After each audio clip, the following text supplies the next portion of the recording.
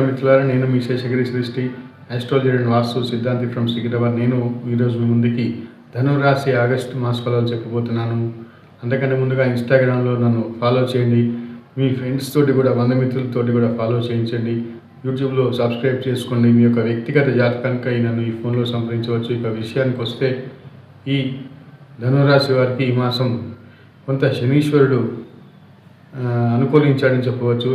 వీరికి అర్ధాష్టమ శని ప్రభావం, శని వక్రించడంతో కొద్దిగా తగ్గిందని చెప్పవచ్చు. వీరికి శని రాహుల కలయిక వల్ల వీరికి కొంత అనుకూలత, చేసే పనులలో కాస్త అభివృద్ధి కనిపిస్తుంది.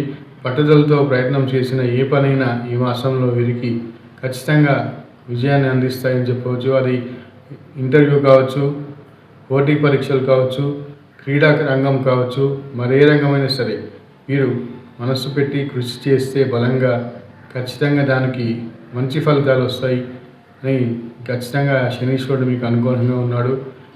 మీరు చేయాల్సిందల్లా ఆ శనీశ్వరుడి యొక్క అనుగ్రహాన్ని మీ కృషితోటి పొందడమే. ఇక వీరికి సప్తమంలో కుజుడు ఉండడం వల్ల కూడా కొంత సామాజికంగా ఇబ్బందులు, సామాజికంగా వ్యతిరేకత, మీ మీద లేనిపోని అభాండాలు, నిందలు లోపడం, సామాజికంగా కొంత కలహ సూచనలు, భార్యాభర్తల మధ్య కొంత ప్రతికూలత, ఇంటా బయట కొంత అశాంతి రేగే అవకాశాలు ఎక్కువగా ఉంటాయి.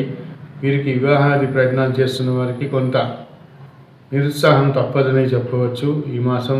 అలాగే విదేశాలకు వెళ్ళే ప్రయత్నం చేస్తున్న వారికి కూడా కొంతవరకు ప్రతికూలత ఎక్కువగా ఉంటుంది.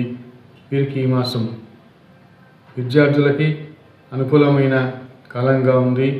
కొంత ఆకస్మిక సంఘటనలు కొన్ని చోటు చేసుకునే అవకాశాలు ఎక్కువగా ఈ మాసం. ఆకస్మిక ధన లాభం కావచ్చు, ఆకస్మిక సంఘటనలు రెండూ జరిగే అవకాశాలు ఉన్నాయి. నా వీడియో మీకు నచ్చితే లైక్ చేయండి, ఫాలో చేయండి ఇన్స్టాగ్రామ్.